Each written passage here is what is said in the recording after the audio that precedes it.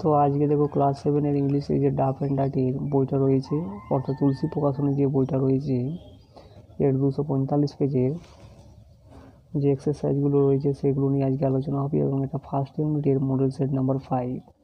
তো দেখো একটা প্রথমে সিন দেওয়া রয়েছে, এর এক্সারসাইজগুলো করানো হবে। এ থেকে দেখো write T for true and F for false statement in the given boxes give supporting statement, অর্থাৎ ট্রু ফলসগুলো লিখতে বলা হচ্ছে এবং সাথে সাথে সাপোর্টিং স্টেটমেন্টগুলো কিন্তু লিখতে বলা হচ্ছে। 1 নম্বর দেখো before animals came there were only men on earth, অর্থাৎ কি প্রাণীদের আগে এই পৃথিবীতে কে এসেছিল, এখানে লেখা আছে দেখো মেন, অর্থাৎ মানুষরা কিন্তু এসেছিল। এটা কিন্তু অবশ্যই ফলস হবে, যেহেতু এই লাইনে বলা রয়েছে দেখো before the animals there was a time when no kind of life existed or earth, অর্থাৎ কোনো জীবেই কিন্তু অস্তিত্ব ছিল না প্রাণীদের আসার আগে।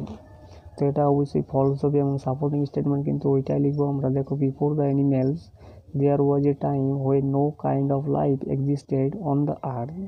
2 নম্বর দেখো our earth was once very hot, অর্থাৎ আমাদের পৃথিবীটা এক সময় খুবই গরম ছিল। এটা অবশ্যই ট্রু হবে, এবং সাপোর্টিং স্টেটমেন্টটা দেখো এখানে লেখা রয়েছে দেখো এই যে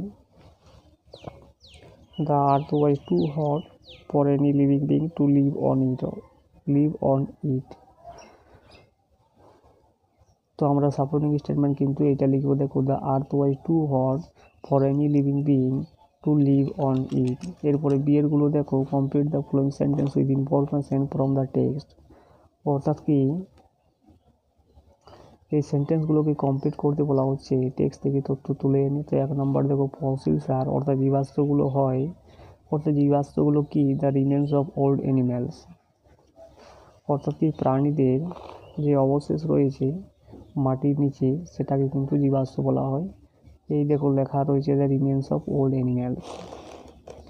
এরপরে গ্রামারগুলো দেখো fill in the blanks by choosing the correct form of verbs from the given alternatives, অর্থাৎ এখানে কিন্তু অল্টারনেটিভ ভার্বের দেওয়া রয়েছে, সেগুলো থেকে তোমাকে কারেক্ট ফর্মটা এখানে চুজ করতে বলা হচ্ছে।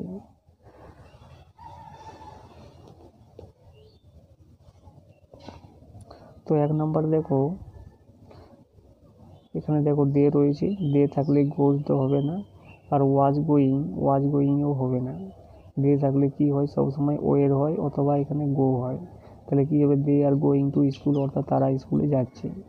2 নম্বর দেখো হি লিভস, এটা তো হবে না, হ্যাভ লিভড তো হবে না, হ্যাজ লিভড হয়, তাহলে লিভডটাও হবে না, অর্থাৎ ভার্বের সাথে এস বা ইএস যুক্ত হয় থার্ড পারসন সিঙ্গুলার নাম্বারের সাথে, তাহলে কি হবে he lives within his means. 3 নম্বর দেখো এখানে দেখো ইয়েস্টারডে রয়েছে, তাহলে এটা কি হবে পাস্ট ইনডিফিনিট টেন্স, তাহলে she and her friends went to the picnic yesterday. 4 নম্বর দেখো এখানে দেখো এটা রয়েছে পাস্ট ইনডিফিনিট টেন্স, তাহলে বাকি অংশটা হবে পাস্ট কন্টিনিউয়াস টেন্স।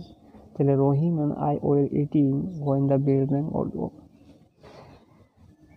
অর্থাৎ যখন ঘন্টাটা বেজে উঠেছিল তখন কি করছিল রহিম এবং আমি খাচ্ছিলাম।